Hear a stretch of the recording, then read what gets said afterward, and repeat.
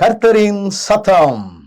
கர்த்தருடைய நாமம் உயர்த்தப்படுவதாக. கிறிஸ்துவுக்குள் அன்பானவர்களே, இந்த நாளிலும் கர்த்தரின் சத்தம் ஒன்றை நாம் கேட்போம். ஏசாயா 66வது அதிகாரம் 23ஆம் வசனம் இப்படி சொல்லுகிறது: அப்பொழுது மாதந்தோறும் ஓய்வு நாள் தோறும் மாம்சமான யாவரும் எனக்கு முன்பாக தொழுது கொள்வார்கள் என்று கர்த்தர் சொல்லுகிறார்.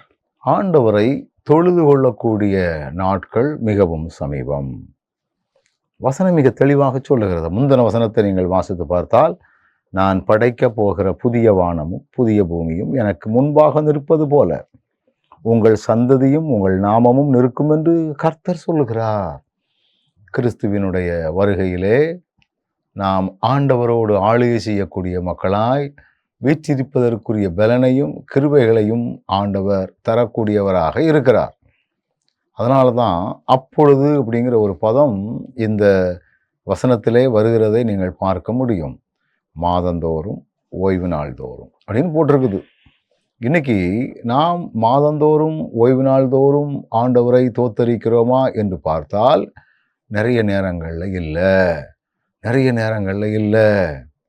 ஆண்டவர் விரும்புகிறார் மாதந்தோறும் ஓய்வு நாள் தோறும் அப்படின்னா எல்லா நிலைகளிலும் ஏதோ ஒரு குறிப்பிட்ட நேரம்தான் என்று அல்ல. எப்பொழுது பார்த்தாலும் ஆண்டவரை துதிப்பதிலே நாம் நேரத்தை செலவழிக்கக்கூடிய மக்களாய், ஆண்டவரோடு இணைந்து வாழ்வதற்கு நம்மை ஆயத்தப்படுத்தி கொள்ளக்கூடிய மக்களாக இருக்க வேண்டும் என்று சொல்லி வேதம் மிக தெளிவாக சொல்லுகிறது.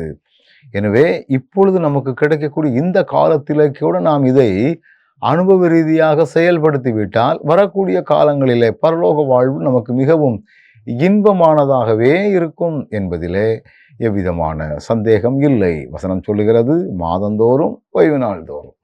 ஆண்டவரே, நீர் சொல்லுகிறபடி நாங்கள் செயல்பட நீர் எங்களுக்கு உதவி செய்யும் ஆண்டவரே என்கிற சிந்தையோடு கூட நம்ம செயல்படுவோம். நல்ல ஆண்டவரே, நாங்கள் உம்மை தொழுது கொள்வதில் சோர்ந்து கொள்ளாதபடி அல்லது தள்ளி போடாதபடி சரியான காலகட்டத்திலே உம்மை தொழுது கொண்டு நீர் விரும்புகிறதை நிறைவேற்ற எங்களுக்கு ஞானம் தாரும். இயேசுவின் நாமத்தில் ஜெபிக்கிறோம் நல்ல பிதாவே, ஆமென்.